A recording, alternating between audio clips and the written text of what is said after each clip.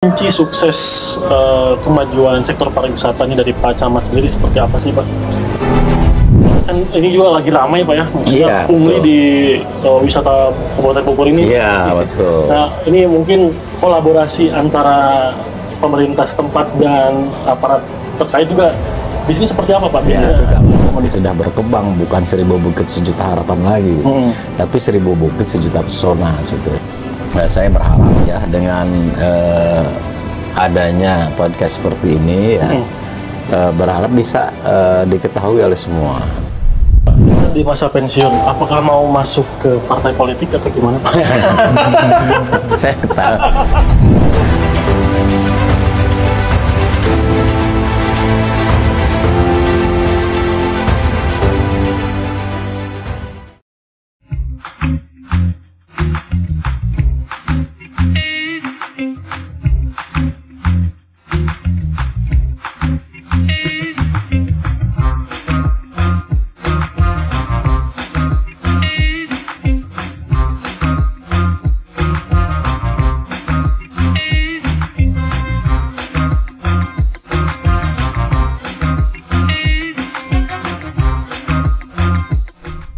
Oke, pemirsa jurnalis podcast, kita episode kali ini telah kedatangan tamu Camat Sukamakmur, Pak Bakri Hasan. Sehat Pak? Ya, alhamdulillah sehat. Pak Budi Kuncoro, Pak Danramil.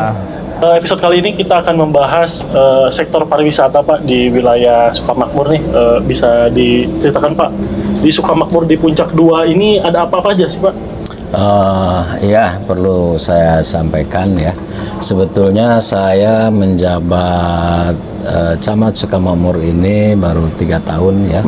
Tapi sebelumnya saya juga pernah kesini tahun 88 pertama kali jadi ASN ya, jadi PNS itu di Sukamakmur. Tapi kemudian berpindah-pindah, ada mutasi ke sana sini, akhirnya kembali lagi ke Sukamakmur menjadi Camat Sukamakmur. Nah, kalau untuk potensi wisata yang ada di kita sebetulnya banyaknya potensi wisata alam. Ya, positif wisata alam ini terdiri dari curug ya, curug-curug ini banyak di kita lebih dari 10 sebetulnya.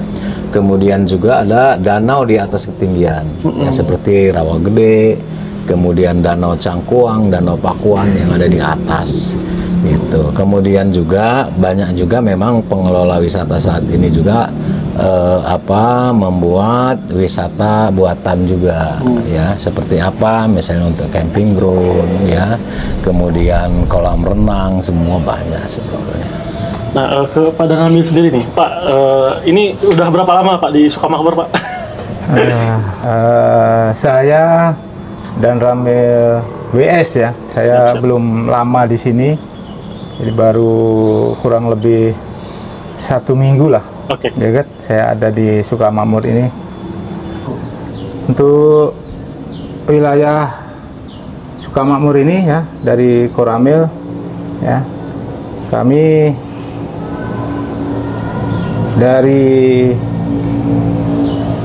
aparat kewilayahan ya akan bersinergitas ya, untuk di bawah ya kan ada anggota kita ya yang Babinsa wilayah ya, mereka sebagai ujung tombak kami bersama Babinmas ya, Binpol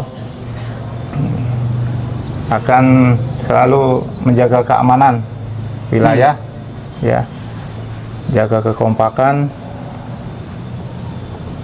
tentunya sesuai dengan aturan yang berlaku ya, sesuai undang-undang Pancasila. Dan tugas pokok kami adalah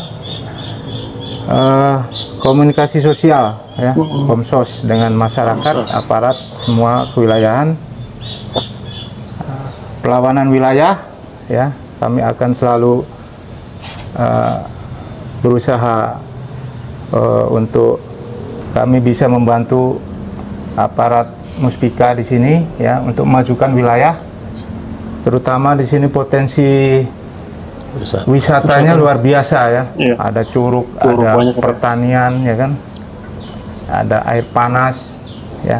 Mungkin ke depan bisa lebih berkembang, lebih maju ya, bisa mensejahterakan masyarakat lokal, masyarakat lokal di sini. Oke, Pak, ke Pak Camat sendiri ini. Kembali lagi. Pak, ini kan wisata Sukamakmur ini kan dijuluki sebagai surganya wisata yang tersembunyi nih, Pak. Nah, banyak orang yang memang kadang-kadang belum tahu nih di Puncak 2 ini ada apa aja sih biasanya orang yang pengen berbondong-bondong ke wisata Sukamakmur. Iya, betul. Sebetulnya kan makanya jargonnya untuk Kecamatan Sukamakmur itu 1000 bukit, 1000 bukit sejuta harapan. Tapi kalau nanti sudah berkembang bukan 1000 bukit sejuta harapan lagi, tapi 1000 bukit sejuta pesona sebetulnya. Ya, kenapa demikian? Karena memang potensi yang ada di Sukamakmur ini hanya 2, ya. Pertama, potensi wisata yang terbesar karena memang view-nya, ya. Kemudian juga wisata-wisata alamnya. Kemudian potensi yang kedua yang paling penting adalah pertanian dan perkebunan, ya. Pertanian dan perkebunan ini yang terbesar adalah produksi kopi, sayuran, dan di kita juga ada khusus durian, ya. Durian khas Sukamakmur. Ya, itu ada di 3 desa, ya, Sukaharja, Desa Sukaresmi dan Sukadamai, gitu. Tapi untuk yang 7 desa lainnya itu potensi wisatanya yang lebih besar, gitu.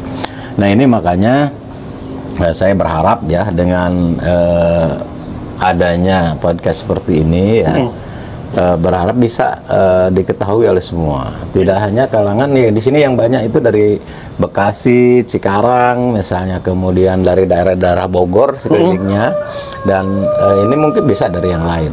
Cuma memang saat ini sedang kita lakukan perbaikan akses. Jalan. Ya, terutama infrastruktur jalan yang saat ini baru terlaksana dari Sukamakmur sampai Sukawangi. Nah, untuk selanjutnya berharap tahun yang akan datang di 2025 ini untuk Citerep Sukamakmurnya ini bisa selesai aksesnya, dan yang paling penting sebetulnya akses jalan poros tengah timur atau yang disebut jalur Puncak 2. Ya, kalau itu jalur Puncak 2-nya bisa diselesaikan, bisa dibangun, secara otomatis, ya, ini perkembangan wisata, pertanian, dan semuanya itu bisa lebih menggeliat lagi dengan investasi dari luar yang banyak sebetulnya, gitu. Nah, sejauh ini Pak ada gambaran nggak mungkin kendala dari investor-investor yang masuk ke Sukamakmur ini ada apa aja Pak biasanya? Nah, kalau kendala yang dihadapi memang satu aksesnya. Beliau melihat akses, ya, kalau dari investor. Tapi saat ini sudah ada perbaikan, ya, dengan adanya pelebaran jalan, peningkatan jalan, baik dari APBD, ya, maupun dari APBN. Karena kita banyak dari APBN ini anggaran yang masuk ke Sukamakmur, gitu. Kemudian lagi sudah banyak investor datang ke sini, hanya memang saya jelaskan mesti teliti ketika investor ini datang kemudian mau berinvestasi, paling tidak ada komunikasi dengan pemerintah desa dan kecamatan, gitu. Karena bukan apa-apa, ya, bisa dikatakan untuk Sukamakmur ini ya tanah 7 lapis itu, Pak, gitu, ya. Nah, ini yang harus kita antisipasi, yang harus juga kita fasilitasi sejak awal agar investasi itu berjalan dengan lancar, ya, sesuai dengan harapan, sehingga tidak ada kerugian. Karena kalau investasi tidak berjalan, maka ada 3 kerugian yang paling penting. Adalah yang pertama, investor itu sendiri rugi karena tidak bisa melaksanakan usaha. Yang kemudian yang kedua, masyarakat juga rugi. Kenapa? Karena dengan tidak berjalannya usaha itu secara otomatis peluang kerja dan peluang usaha tidak akan mungkin ada. Kemudian yang ketiga, pemerintah juga rugi. Kenapa? Kalau investasi tidak berjalan, berarti pajak juga tidak akan masuk. Ya, pajaknya segala macam. Nah, saat ini kan mereka sudah bayar pajak seperti Villa Kayangan misalnya, kemudian Curug Cipamingkis. Mereka sudah setiap bulan itu membayar pajak, gitu, kepada pemerintah, gitu. Makanya kita harus lindungi ketika memang dengan prosedur yang ada, gitu, ya, kita harus bantu mereka, gitu. Oke, Pak, terkait ini kunci sukses kemajuan sektor pariwisata ini dari Pak Camat sendiri seperti apa sih Pak?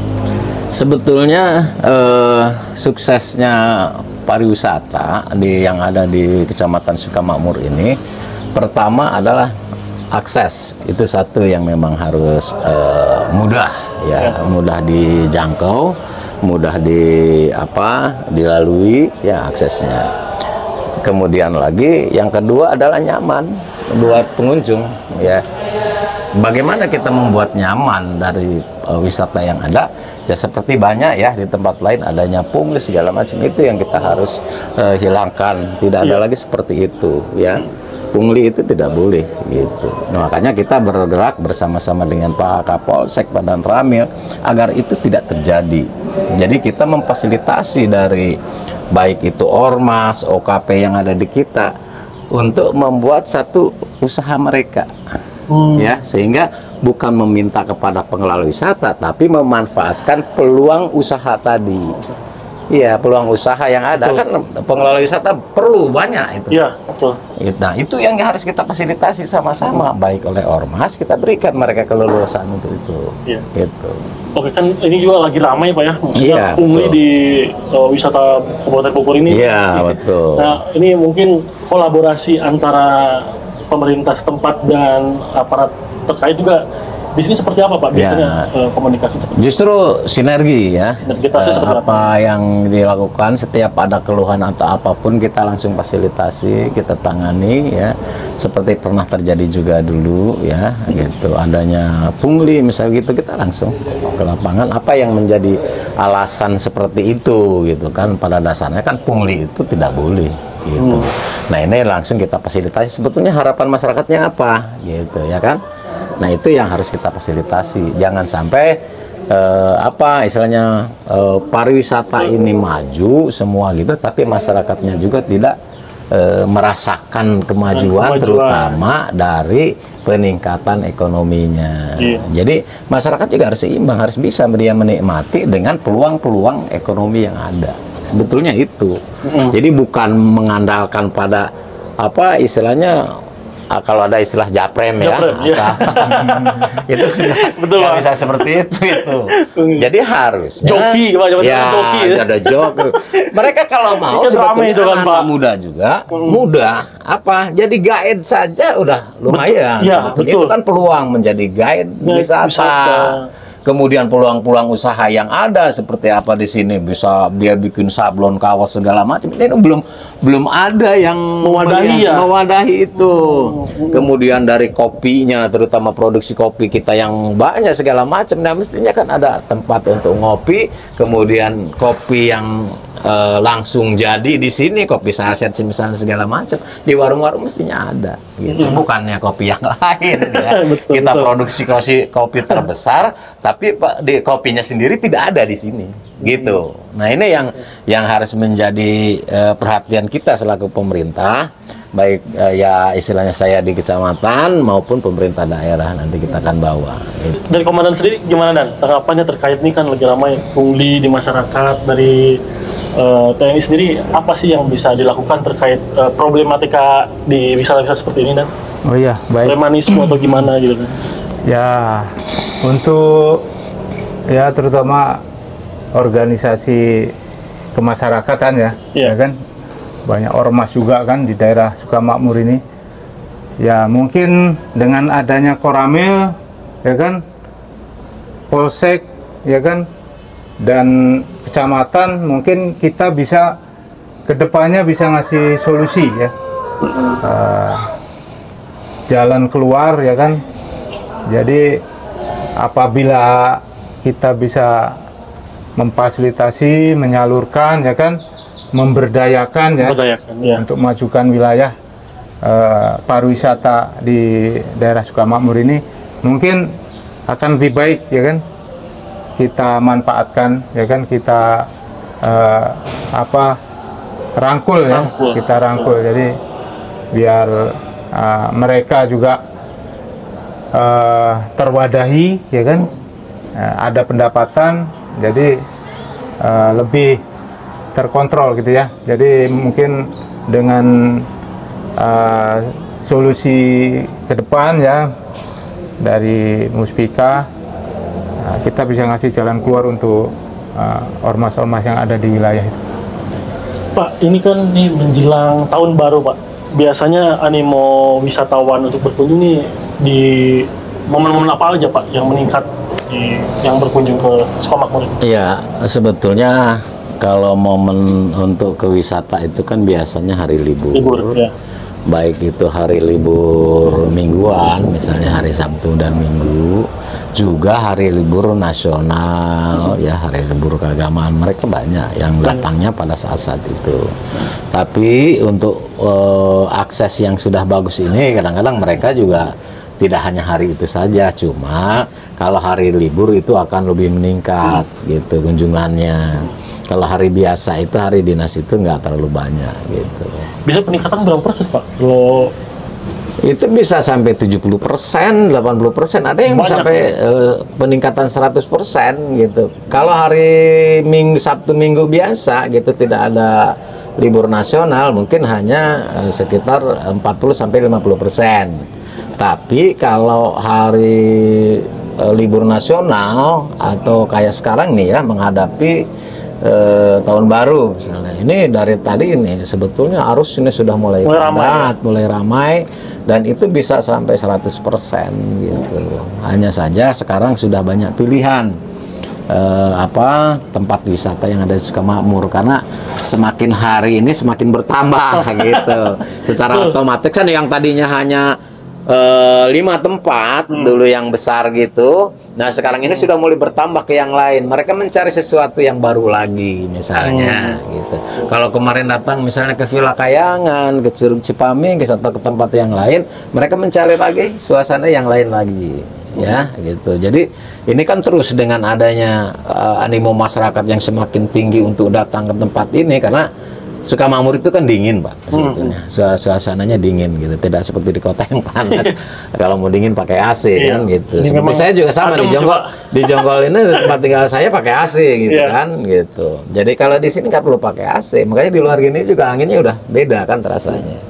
Gitu, makanya saya ajak di tempat ini gitu. Nah, itu mudah-mudahan ke depannya ya, dengan banyaknya investasi, banyaknya pengelolaan wisata yang ada di Sukamakmur, termasuk juga daya saing produk dari wilayah Sukamakmur seperti kopi, durian, kemudian juga ada hasil pertanian yang khusus. Apa itu terubuk ya, dari satu desa yang tidak ada di tempat yang lain. Apa itu terubuk, Pak? Terubuk itu sejenis kayak tebu ya, tapi diambil bunganya di atas itu ada ya. Nah itu untuk misalnya untuk sayuran, sayur lodeh, untuk dia bahkan untuk camilan gitu kalau di rumah gitu. Nah itu kan sesuatu hal yang memang harus dipertahankan, produk-produk unggulan seperti kopi itu harus betul-betul lah kita memfasilitasi para kelompok tani yang ada gitu. Nah saya berharap sebetulnya dengan investasi yang semakin banyak, semakin meluas wisatanya ini, harapan saya kan cuma 2. Satu, meningkatnya peluang kerja karena masyarakat di sini, untuk masyarakat ya gitu. Yang kedua, meningkatnya peluang usaha, karena kalau dengan adanya kegiatan seperti itu secara otomatis 2 itu akan akan menjadi kebutuhan ya. Satu, kebutuh pekerja ya. Yang kedua, butuh supply. Ya, supply itu berarti kan harus ada usaha lain yang mendukung ya. Gitu. Nah ini yang sebetulnya saya ingin masyarakat berpikirnya ke sana gitu, bukan berpikir masalah kayak tadi ya, Japrem. Oh, ada usaha terus joki kan banyak. Satu usaha saja, satu kemarin kita sudah kerjasama sebetulnya dengan Villa Kayangan, sudah disiapkan tempatnya untuk UMKM semua sebetulnya. Mau jualan di situ, mau apa, cuma harus dilihat peluangnya. Yang misalnya ketika wisatawan datang itu apa sebetulnya yang diinginkan ketika dia datang. Nah, itu yang harus terfasilitasi oleh kita. Ya kan harusnya nyaman di sana. Kemudian pulang bisa bawa kesan baik bawa kesan baik semuanya. Nyaman di jalan, masyarakatnya juga menerima dengan baik kan sebetulnya, ramah, senyum gitu kan. Nah, itu yang mesti kita bangun. Jangan datang malah di jalan, yang jadi pungli kan. Itu kan nggak bagus gitu. Nah, itu yang sedang kita lakukan bersama-sama dengan Pak Dan Ramil, Pak Kapolsek, supaya mereka berpikir yang seperti itu. Jadi peluang usahanya yang diambil, bukan hal seperti itu gitu. Nah, ini kan perlu ada sosialisasi, ya, perlu juga kita lakukan pendekatan baik dengan ormas dengan yang lain. Sudah kita lakukan seperti itu. Jadi kita ingin memfasilitasi mereka. Yuk, ini caranya. Wadah ya, Pak. Diberikan wadah, ini yang harus difasilitasi, ini yang bisa dilakukan. Nah, seperti itu. Karena kalau tidak dilakukan seperti itu, baik ormas, OKP segala macam, nanti malah jadi keluar daripada fungsi tugasnya, gitu. Nah, itu yang saya nggak mau. Apa? Ya, kekerasan, kekuatan seperti itu kan bukan itu maksudnya. Apalagi sekarang zaman viral, Pak. Dikit-dikit terus medsos gitu kan. Iya kan, gitu kan, jadi nggak bagus gitu. Sebetulnya masyarakat kita itu masyarakat baik, hanya perlu fasilitasi tadi dari bawah gitu. Nah, ini menjadi PR sama sekali buat kita juga, ya. Kemudian selain pendidikan, kesehatan. Kesehatan. Nah, ini kita belum ada rumah sakit. Nah, betul. Alhamdulillah kemarin tahun ini sudah ada DED untuk revitalisasi puskesmas Sukamakmur, termasuk juga yang Sukadamai, karena ada 2 puskesmas karena kita berjauhan.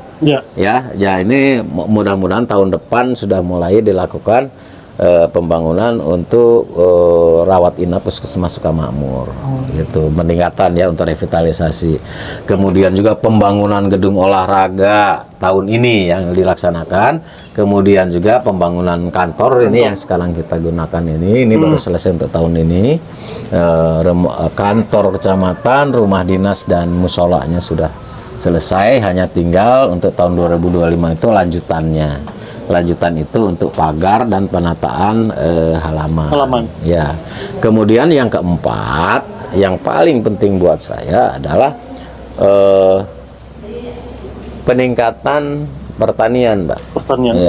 Fasilitasi pertanian. Pertanian itu apa saja? Di kita banyak hasil pertanian unggulan seperti kopi yang memang harus difasilitasi secara khusus.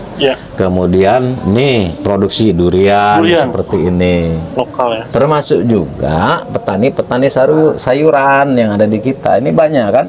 Sehingga dia bisa mensuplai juga untuk makanan ke tempat wisata, gitu. Tapi tidak harus dibawa keluar sebetulnya. Dikelola di daerah sendiri, dikelola di daerah sendiri untuk kebutuhan di sini sebetulnya. Tapi lebihnya ya banyak yang dari luar datang, gitu. Tapi di sini bisa terpenuhi semua, gitu. Sehingga itu yang meningkatkan kesejahteraan. Saya bilang tadi peluang kerja, peluang usaha itu di situ sebetulnya, sinergi antara semuanya. Ya, dari mulai pengelola wisata, para petani, kemudian pemudanya, ormasnya, semua itu kan harus sinergi semua dengan peluang yang ada, gitu. Ini durian apa nih, Pak? Durian lokal, ini ada yang atau? Ya, ini ada durian lokal, ya, ini ada yang musangking yang sekarang juga sudah mulai banyak kita ditanam.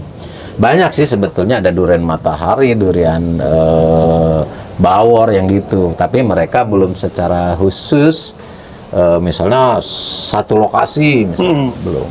Tapi ini yang paling ini sebetulnya yang dari durian lokalnya dengan musangking yang sekarang terbanyak. Yang kuning ini. Ini bisa menjadi daya tarik wisatawan juga ya, selain berwisata.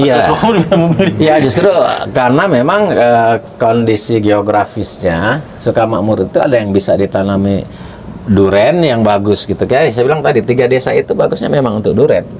Sukaharja, Sukadamai, Sukaresmi ke daerah sana karena memang kontur tanahnya berbeda. Tapi ketika Warga Jaya kemudian sampai sini sampai dengan Pabuaran yang 7 desa itu ada memang pohon duren, tapi tidak sebagus yang ada di 3 desa tadi, ya. Kemudian lagi yang 7 desa ini potensi wisatanya justru yang lebih tinggi.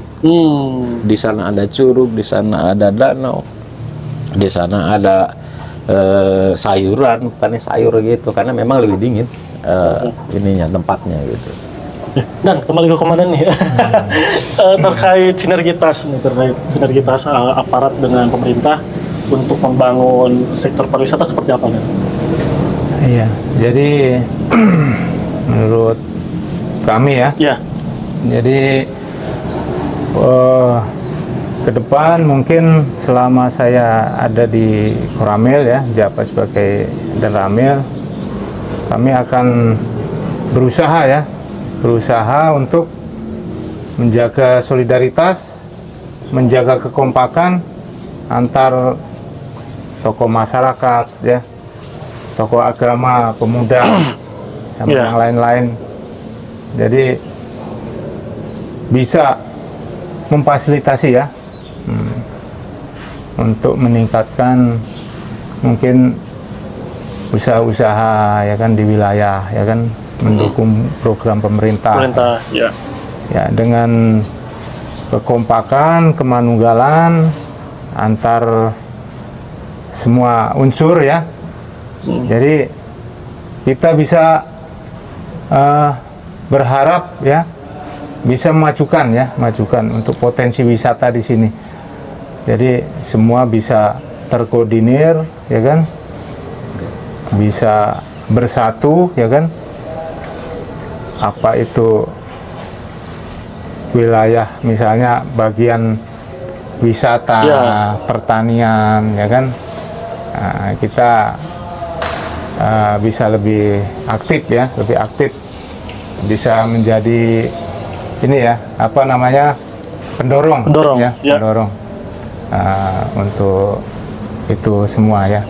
Pak, ini boleh bisa saya cicipin nggak Pak? Iya, sambil ini nih, ini dari tadi ini kasihan Pak nangis.